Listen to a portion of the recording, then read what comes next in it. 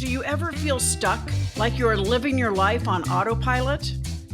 Are you ready to shift into high gear and reach the success you so richly deserve? Welcome to the Play Big Movement podcast. I am your host, Sharon Lecter, entrepreneur, business strategist, and best-selling author. Playing big is not about settling for good enough or being comfortable. It is about reaching your highest potential and achieving your greatest success. Join me in my Play Big movement as I interview top experts in business, money, and entrepreneurship, all ready to serve you and to help you play big, be number one in your field, live your legacy, and create maximum impact. Welcome, everyone, to this segment of the Play Big Movement podcast. I'm Sharon Lecter, your host, and I'm excited to introduce somebody that I'm meeting for the first time as well. So I would like to welcome David Steele to the podcast. Welcome, David. Thank you. Thanks for having me. I'm excited to be here. Well, our community is going to be absolutely enthralled with your story, and not only running $1 billion fund, but also multiple restaurants. And you truly are a tremendous example of a serial entrepreneur, as well as someone who gives back to the community. And so it's something that we teach, power of association. I know you can't do it without a great team, but I love to start each podcast with you telling us a little bit about little David. You shared a little bit before we started the recording, but share the beginning of your story. Well, I have to, first of all, let the cat out of the bag. It's always about the team. Full stop. More specifically, it's always about people. Yeah. So I just want to.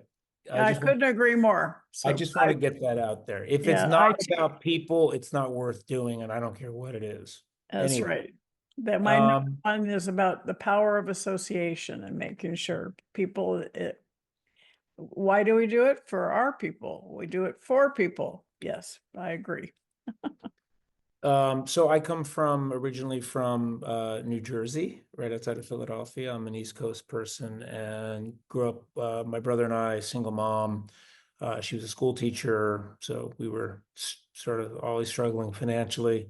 And I worked in restaurants all through high school and college, wanted to open a restaurant. When I got out of college, wasn't confident I could be economically secure because of the people that I had worked for and observing their way they ran businesses. And so I went into something that had a higher probability of economic security, which is financial services.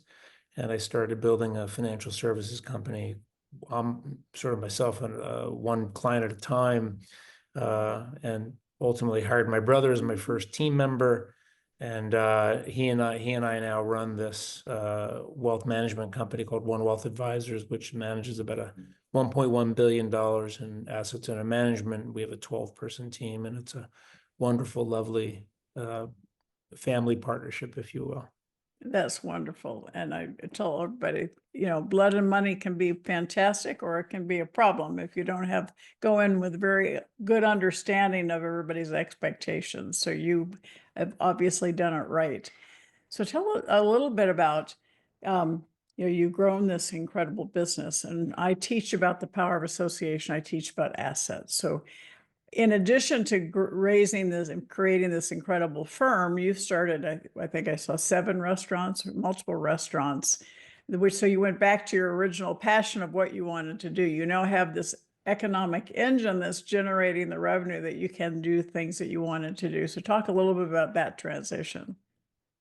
Well, it wasn't, I guess the transition was from living sort of assuming a career was binary, which is to say I had to do one thing or another thing, and slowly having realization that I didn't have to do one thing or the other thing, that there was in fact a way to do more than one thing. That was an accident. I arrived upon that realization accidentally. I had to scratch an itch to open a restaurant. It was something I had a hypothesis when I was working in restaurants that someday I would test this idea that artisanship, in fact, could maybe be profitable as well and financially sustainable. I had no modeling that it could, but instinctively I at least thought I'd like to try it. So I went to my brother and I said, hey, we have a wonderfully successful business. I want to go to part-time, or I want to do another thing part-time, and I want to go to 75% time with our financial planning practice. And he was super supportive. He was actually a chef when he was in college. And we had originally talked about maybe opening a restaurant together. And then he decided he hated cooking. Um, so he had probably more empathy for my desire than another partner might have in a business. So and I put a team together. We opened a restaurant. Had it not been as successful it was, I'm not sure I'd have a restaurant company with 250 employees, and I'm executive chairman and having a bunch of restaurants and a consumer packaged goods business. But the first one was really successful, one of the more successful restaurants in the history of the San Francisco Bay Area, actually. Do you mind sharing the name of the restaurant? It's flour and water, like the ingredients for dough, and it's our logo is flour plus water. And you'll eventually see it hopefully all over the country in grocery stores with our dried pasta and eventually frozen pizza. So it's sort of turned into a thing. And like we had said, there's a bunch of other restaurants, but that was the original restaurant that I was fortunate enough to have success with. So I, of course, wanted to keep helping build that company. I wasn't going to work at the restaurants, but I moved myself to more of an executive chairman or working chairman like role, while I still was CEO of One WealthAdvisors, and now I'm still doing both. Well, and probably it looks like you're loving it because you seem pretty excited about talking about it. So talk about, I teach the power of buying, building, creating assets, multiple assets. And so you made a comment about moving from a thinking of binary income to multiple streams of income. So that's a huge issue for most people. Most people are exchanging time for money, wages. So share a little bit about what you see. I mean, obviously you have probably pretty wealthy clients if you're managing $1 billion in assets. So, but you've seen through this transfer, people moving from that career wage impact to one of passive income through assets generating revenue. Talk a little bit about that. Well, I'm really critical of especially what I perceive to be our society to be is today, and our influences versus when I was younger. I don't like the direction things are going. I mean, listen, envy, FOMO, et cetera, has been a problem since the beginning of humankind, I'm sure. But it does seem to me that with the prevalence of information at your fingertips now, and every opinion gets out there and gets in your ear and your eyes, you really only hear about the success stories, because the failures, unless they're dramatic, nobody talks about them. They just sort of die without any information, anybody hearing the stories.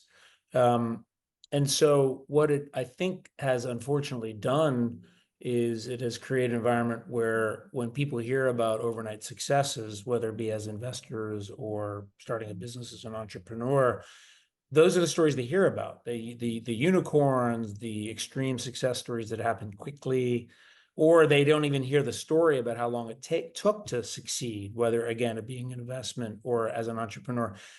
I'd like to actually conflate those two, because most investments are, in fact, somebody's entrepreneurship. That is, you're buying a piece of somebody's company. If you're buying a publicly traded stock, it was an entrepreneurial idea at once, and maybe is still entrepreneurial in spirit.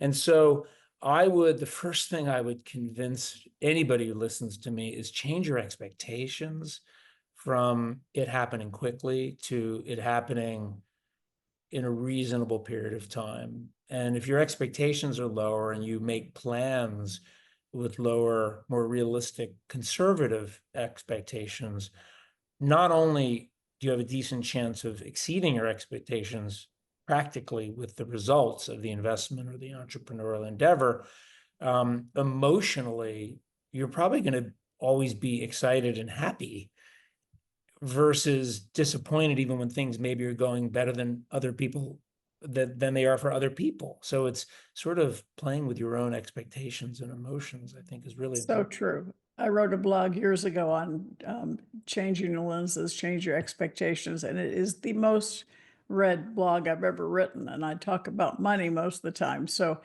I absolutely agree with what you just said, and it's such an important issue because you're right. There's so much noise and chaos around us, and so many people sound sexy about overnight success, and that FOMO. We finally figured out what that meant years ago, and I tell people let's not look at FOMO. Let's look at JOMO, joy of missing out, so that you focus on what you want to do.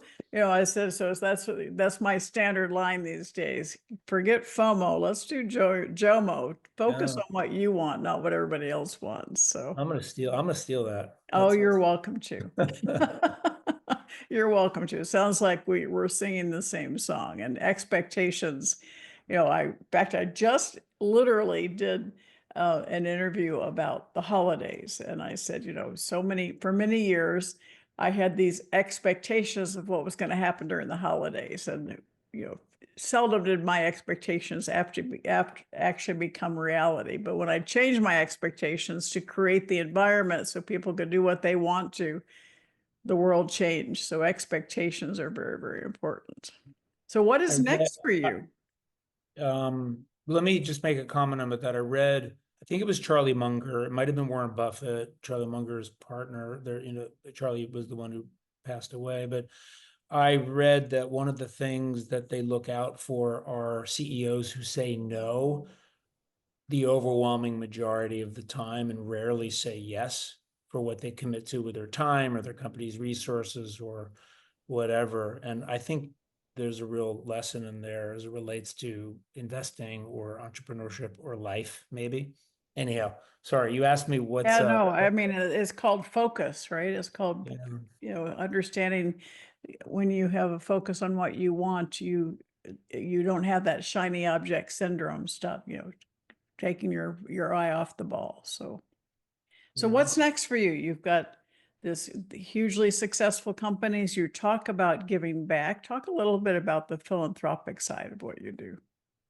Well, I've been on and off boards of arts organizations usually because that's a particularly interesting area, often around music, theater, and visual art, for 15 years. And so all of my philanthropic time and money goes to the arts. And so currently I'm spending a lot of time with a music organization that I've been involved with for a long time called Noise Pop, which puts on it's a very local San Francisco Bay Area music festival producer promoter. Because what's happening in the music industry, I think, unfortunately, is the large companies are starting to really dominate the Live Nations and the AEGs of the world, and they create this cradle to grave relationship with artists and venues, and it just really pushes out independent voices in music. And so I've for years actually been investing a lot of time with them to try to help them frankly survive. We can't think about flourishing, we're just really trying to survive. So that's one of the things I put my time and money into. Well, you talk about in your bio about using businesses as a means to enact positive change and giving back. And that's why I asked the question, because, it is the better off we are, the more impact we can make and the more we can give. And I think it's so important for people to recognize their success as a means to help other people as well. So. Well, I was on the board for the New York Foundation for Artists for a while.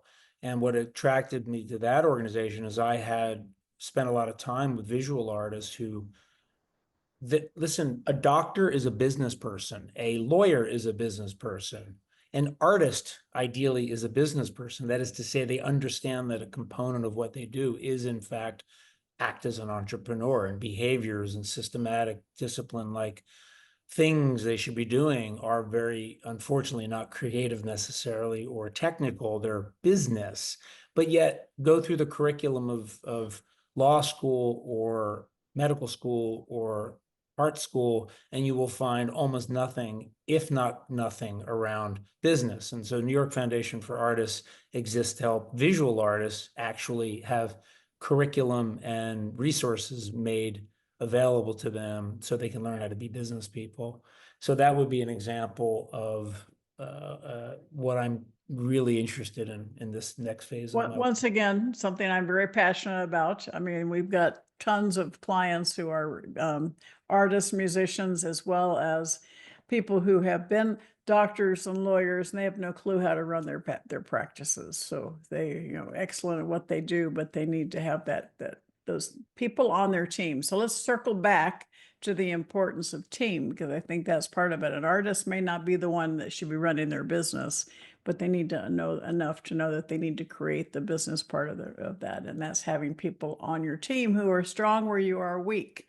And since you were very passionate about that when we first started, talk a little bit about the people in your life and the importance of team. Well, I referred to my brother earlier, who's my founding partner of my financial planning company, and of course love him very much. And he's the most incredible partner one could imagine. And we have 10 other people on our team who we tell explicitly and hopefully through our actions, implicitly through our energy, our words, our behaviors, that we couldn't do it without them. That in fact, we are each of us one part of a system. And I am further along in my career, which means I can sort of delegate and elevate, is a phrase I've heard recently that I kind of like. I'm fortunate enough to be able to do that. But the people being delegated to, for lack of a better phrase, hopefully what's happening is there's a foundation building with knowledge and wisdom and experience and technical skills that as we continue to scale, they'll be able to delegate and elevate. And I think that's how an organization scales. I've heard this term polymath, and I have said before that if I was less, or if I was more ambitious, I'd write a book called Debunking the Polymath, because the idea of a polymath to me is really somebody who has mastered one thing, that is getting people to coalesce around an idea. So if you look at the Steve Jobs and the Elon Musk of the world, they're called polymaths. And I would say, yeah, well, they did one thing. They had ideas, or they had other people's ideas, and they got people to coalesce and activate on those ideas. And that's an incredible skill. But that's a complete acknowledgement that we can't do it on our own. We need people. That's so true. And so many of us, I mean, school teaches us to do it on our own. And that's one of the biggest lessons I try and teach people, is that, to truly be successful, that power of association, having the right mentor, having the people on your team, is how you can truly make the impact that you want to make. Don't try to do it on your own. And I think every successful person I interview, we talk about the power of team, and not one of them does not acknowledge the fact that they couldn't be where they are without the team and the people around them. So it's very important. You've interviewed good people, because we all know people that have had radical success who never acknowledged their team. Oh yes, I've got that list over here too, but I refuse to interview them. So yeah. There you go. Yeah, I know a lot of them too, but I want to highlight the people that really have. It's not to say they didn't have teams. That is what got them to where they are. They did. They just didn't acknowledge them. Yes, absolutely. Couldn't agree more. And some people that acknowledge people and then they decide not to anymore. So when ego gets in the way. So I can't agree with you more. I'm going to ask you to hang out. We're going to do another shorter recording from my private Facebook group. And this place is called the Play Big Movement private Facebook group. And these people have come together saying they want to play a bigger game. They want to be number one in their field. They want to live their legacy. And I talk about legacies created every single day with every heart you touch, and to create maximum impact.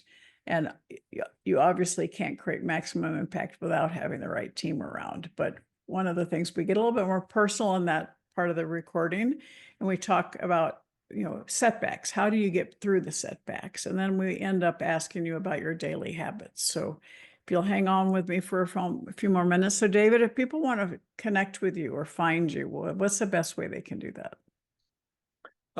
Because I do each of my businesses, and there's more than the two we've talked about, they each have, of course, their own websites, but I have a central website I created that is it's davidsteele.xyz, davidsteele, davidsteele.xyz.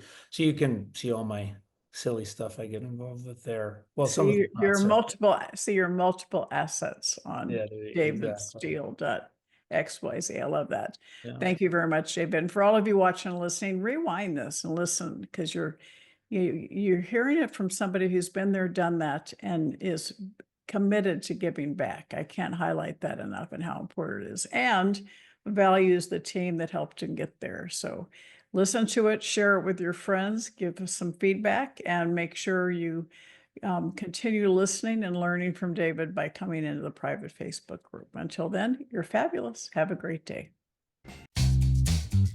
Thank you for listening to this segment of the Play Big Movement podcast.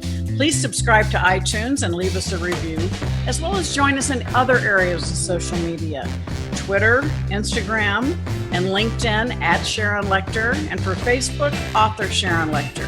Thank you so much and have a fabulous day.